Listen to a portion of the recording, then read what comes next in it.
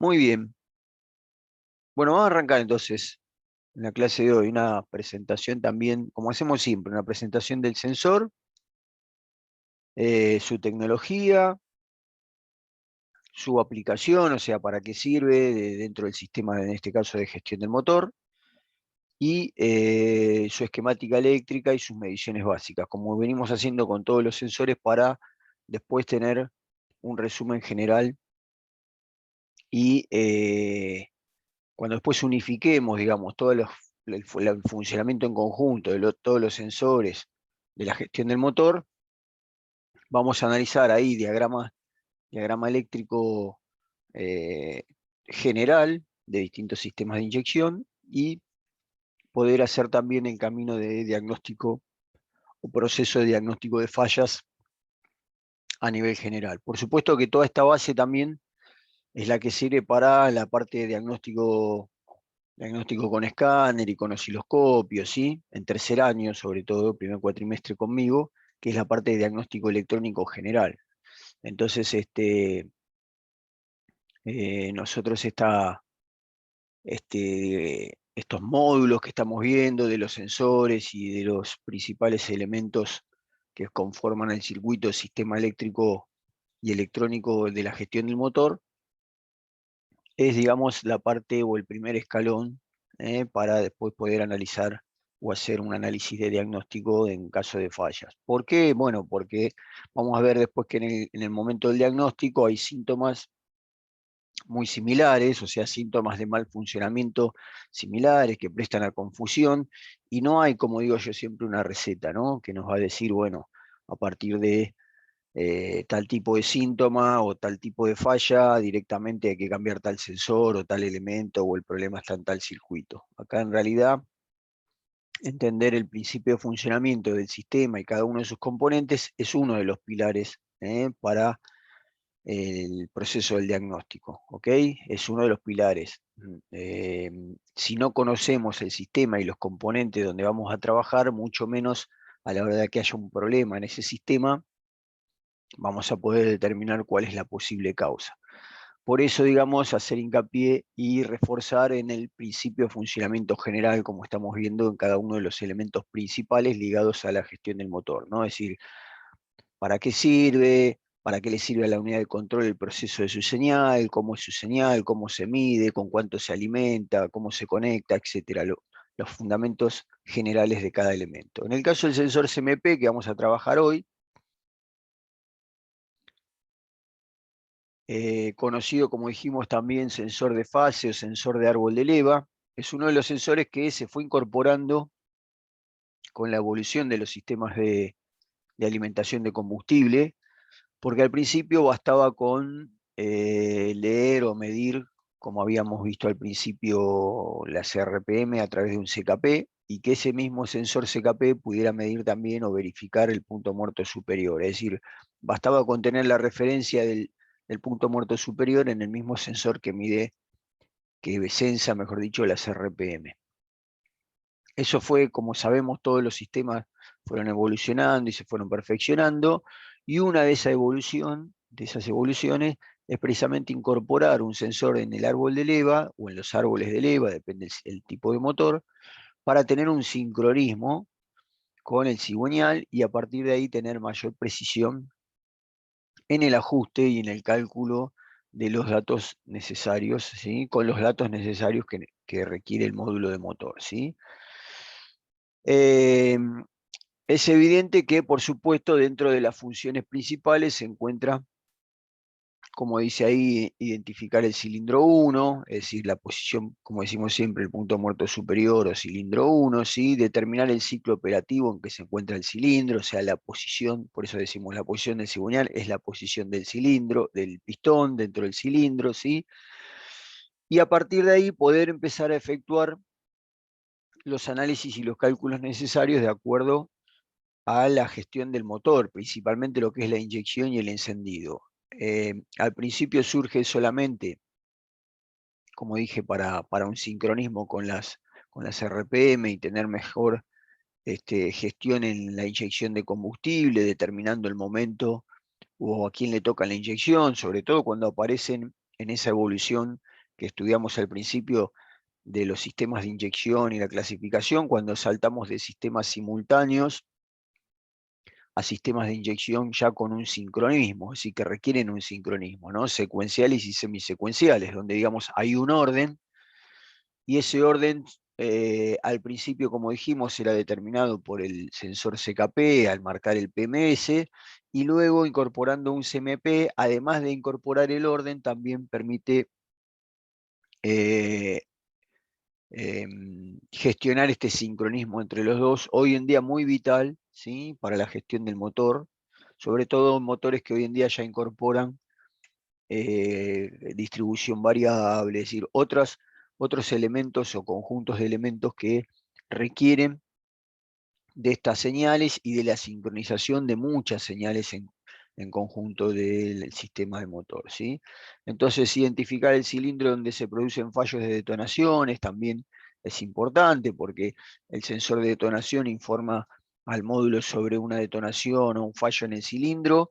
Inmediatamente el módulo reconoce a través del CMP la posición de los pistones o la posición en cada uno de los cilindros del ciclo operativo, y puede determinar precisamente dónde se está produciendo, dónde se produjo esa detonación informada. Entonces, digamos, empieza a haber mayor relación entre los sensores, y eso hace que la gestión, sobre todo del diagnóstico y las posibles detección de fallos, sea mucho más amigable con el sistema, con los sistemas nuevos, donde principalmente uno de los pilares fundamentales de la evolución es el autodiagnóstico, ¿no? Sistemas nuevos donde se detectan o se autodetectan automáticamente cada vez más cantidad de fallos o anomalías.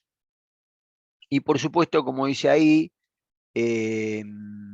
control en el calado variable de la distribución, donde ya muchos vehículos hoy lo incorporan, y a partir de incluso un sensor para árbol de leva, un sensor para escape y otro para admisión, permite tener mucho mayor precisión en el control de los actuadores de las distribuciones variables, ¿sí? Bien, por supuesto va montado, como dice ahí, según el tipo de motor, el lado de la admisión o el lado de escape, ¿sí?, en la misma tapa de válvula, generalmente, ¿sí?, o en la misma tapa de cilindro, generalmente en la parte superior. Y en los motores, como dijimos, con calado variable de distribución, en los lados de la admisión y escape se montan los dos sensores, uno de cada lado.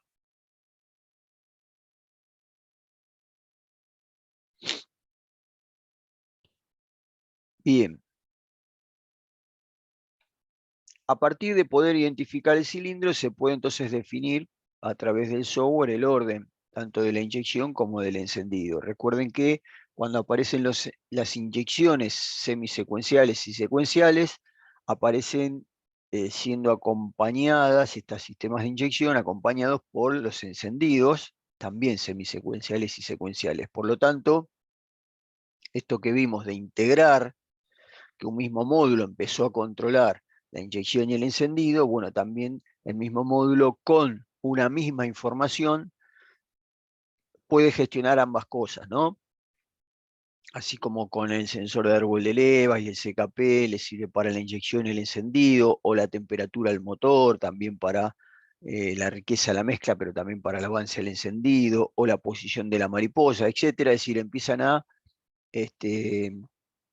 fusionar las informaciones y utilizarlas para las dos funciones principales, tanto para la inyección como para el encendido. Bien, acá como estábamos diciendo, y ver el sincronismo necesario, ¿no?, entre CMP, que va a estar ubicado en el árbol de leva, que es el número 1 en el diagrama, ¿sí?, y CKP, como dijimos, que va a estar en el cigüeñal. Hoy en día, marcar el punto muerto superior en el cigüeñal y además tener el sensor de fase permite saber, como dijimos, no solamente las RPM, ¿sí?, sino tener un sincronismo entre los dos sensores, como para tener mayor precisión en ese control, sobre todo en sistemas que necesitan de este sincronismo, como la inyección y el encendido permanentemente, ¿sí? La mayoría de los sensores CMP son sensores del tipo de efecto Hall.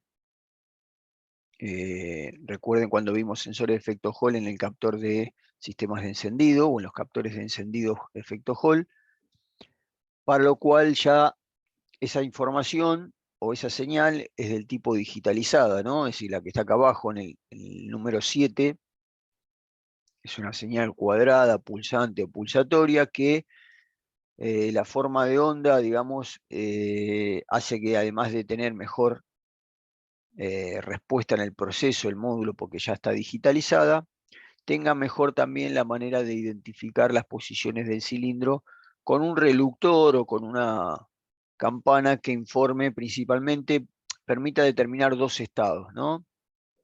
Es decir, ahí el punto de referencia generalmente es un saliente o una ventana determinada que va a permitir al módulo tener mucho mayor precisión en el cambio de estado de esa señal, ¿no? Es decir, por eso en un sensor del tipo de efecto Hall, como sabemos, la señal es mucho más precisa para el análisis y para la gestión que una señal analógica como lo es en un CKP o en un captor inductivo de encendido también, como vimos.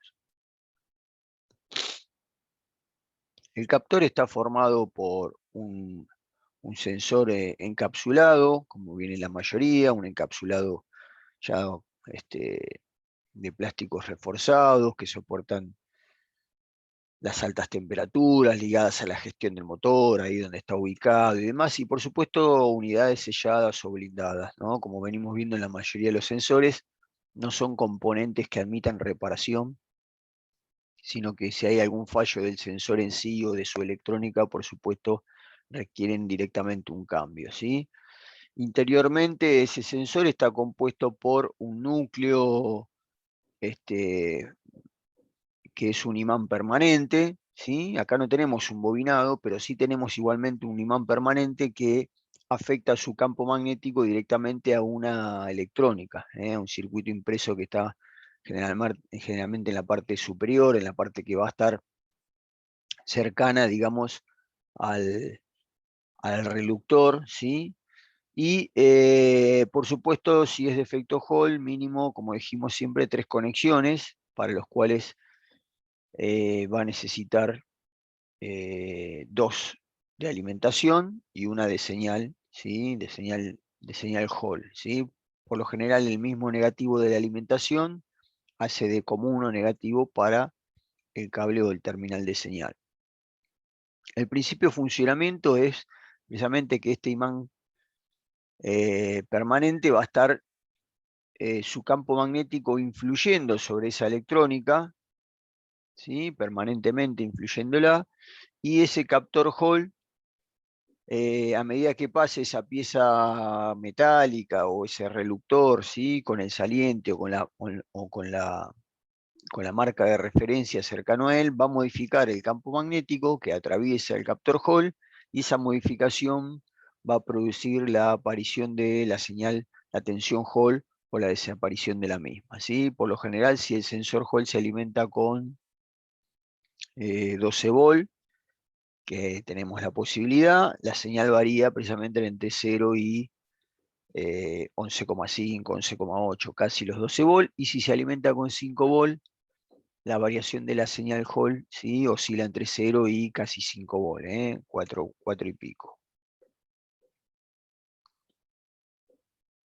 Bien, vamos a ver entonces representativo acá, cómo al pasar una pieza metálica frente al captor Hall, la tensión en la señal toma los dos estados, máxima o mínima. Recuerden que es una señal digital, por lo tanto, al ser una señal digital, no tengo una variable en el voltaje entre un mínimo y un máximo, sino que lo que tenemos es directamente o no tenemos tensión o tenemos tensión máxima. Eso es la tensión Hall de respuesta, ¿no? Entonces por eso aparece la señal cuadrado digital, o 0 o máximo, ¿sí? Y así, dependiendo de, en este caso va a estar representado por el pasaje de esta pieza de hierro dulce o de hierro que es buena, bien permeable a las líneas del campo magnético, que van a estar esa intensidad de campo magnético dominada por el imán permanente que está ubicado dentro del sensor.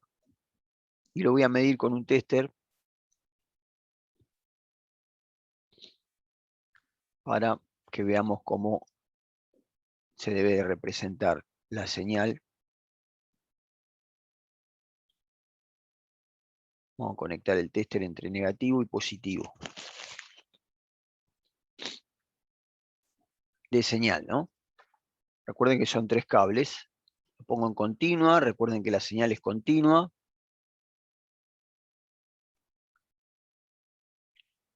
Y en este caso del ejemplo se alimenta con 5 volt, entonces la tensión de la señal va a variar entre 0 y 5. Si yo paso la pieza,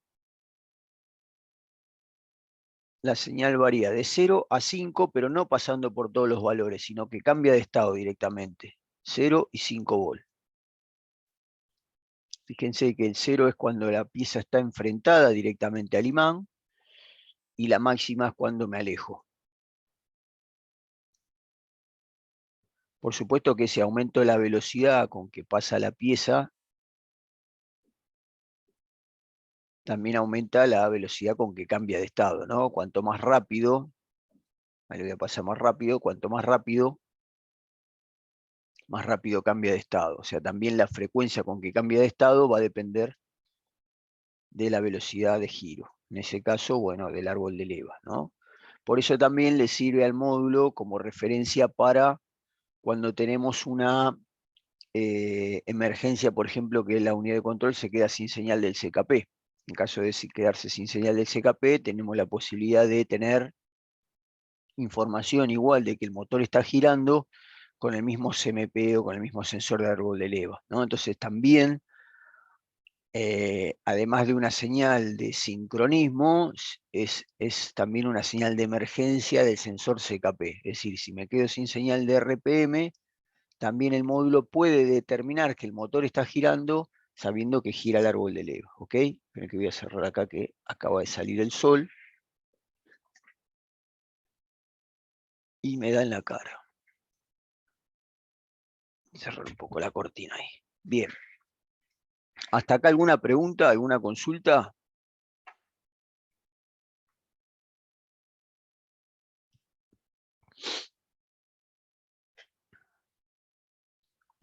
No, no, profe. Ok.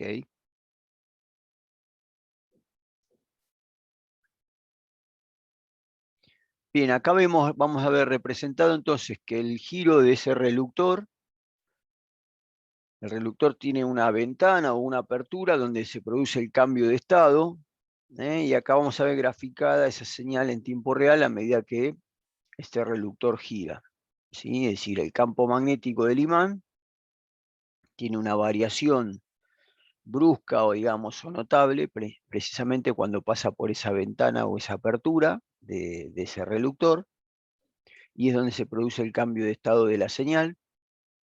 Y acá arriba a la derecha tenemos representación gráfica de una conexión eléctrica, ¿no? Es decir, el CMP, 3 terminales, masa, positivo y señal.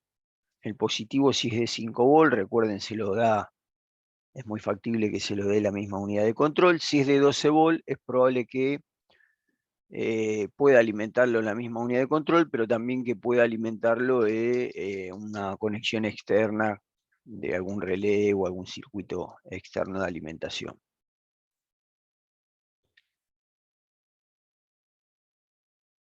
El giro del reluctor, entonces, provoca el cambio de estado precisamente por modificar el campo magnético del imán, ¿sí? Recuerden que la pieza siempre de reluctor es una pieza que absorbe el campo magnético, es un elemento de hierro, generalmente hierro dulce, bien permeable y conductor del campo magnético.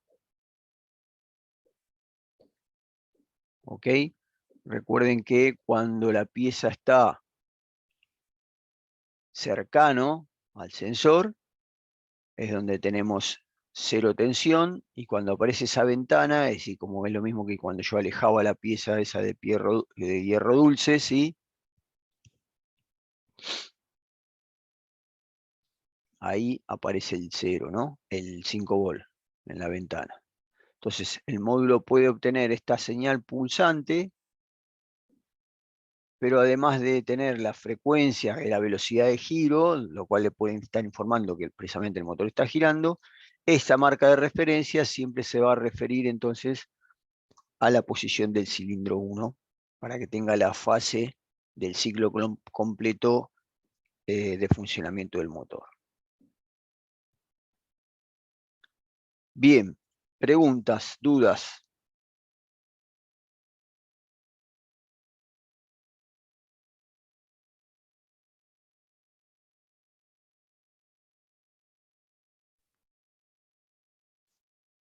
¿Nada? ¿Ninguna consulta?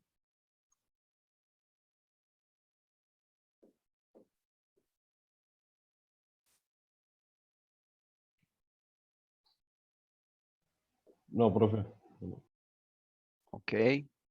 Ustedes me avisan cualquier cosa, ¿eh? Esperen que voy a aprovechar a hacer un print ahora que están la mayoría conectados.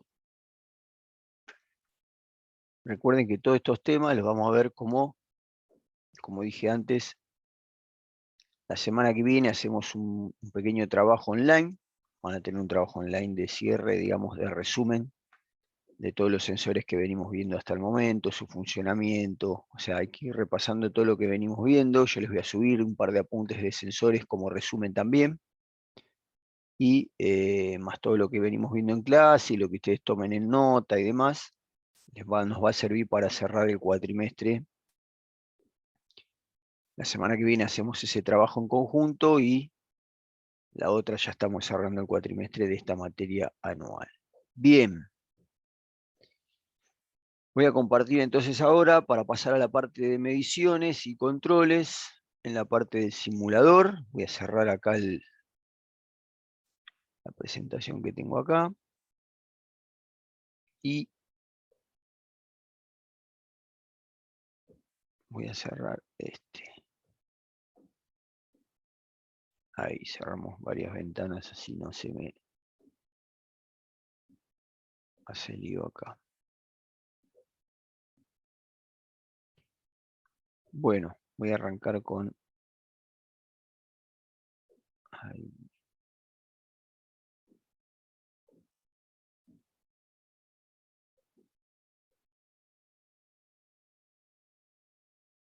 ¿Cuánto tiempo tenemos? Quedan 2 minutos. Vamos a hacer una cosa, salimos y ya entramos directamente a hacer la parte de mediciones. Así no nos corta ahora en el momento, ¿sí? Salgan y vuelvan a entrar, chicos. Por Dale. favor.